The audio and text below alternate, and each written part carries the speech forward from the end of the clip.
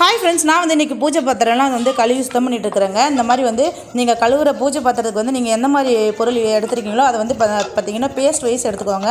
Paste wise எடுத்துக்கிட்டிங்க அப்படின்னா வந்து இப்போ ஒரு ப்ரெஷ்ஷை வச்சு ப்ரெஷ்ஷால் வந்து அந்த பேஸ்ட்டை எடுத்துக்கிட்டு அம்பாலோட ஃபேஸ்லலாம் வந்து ப்ரெஷ்ஷை வச்சு அப்ளை பண்ணி நல்லா ஸ்ட்ராங்காக அழுத்தி வந்து நல்லா வந்து தேய்ச்சி எடுத்திங்க அப்படின்னா அந்த குங்குமம் போட்டு வச்ச இடத்துலலாம் வந்து கருப்பாக இருக்கும் இல்லைங்களா, அந்த கருப்பெல்லாம் வந்து போயிடும். ஸ்க்ரப்பேட் வச்சு தேய்ச்சிங்க அப்படின்னா அது வந்து சரியாக போகாது. நீங்கள் அந்த மாதிரி ப்ரெஷ்ஷை வச்சு தேய்ச்சிங்க அப்படின்னா டக்குன்னு போயிடும். அதே மாதிரி சிங்கில் வந்து பூஜை பாத்திரம் வந்து கழுவக்கூடாது. அதனால் வந்து பார்த்திங்கன்னா நான் இந்த மாதிரி வந்து ஒரு டப்பு ஒன்று வச்சு அதில் லாக் ஆகிடுற மாதிரி ஒரு டப்பு வச்சு அதில் வந்து தண்ணி எடுத்து கழுவி ஊற்ற வச்சுக்கிட்டேன்.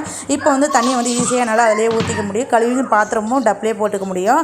நான் இந்த டிப்பை வந்து யூஸ் பண்ணி தான் அன்றைக்கி பூஜை பாத்திரம்லாம் வந்து கழுவி எடுத்தேன். பூஜை பாத்திரமும் கழுவி முடிச்சிட்டேன்.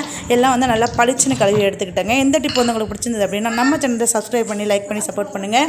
எப்படி இருந்துச்சுங்க அப்படிங்கிறத என்னோட வந்து கமெண்ட்டில் வந்து ஷேர் பண்ணுங்கள். இன்னொரு நல்ல வீடியோட மீண்டும்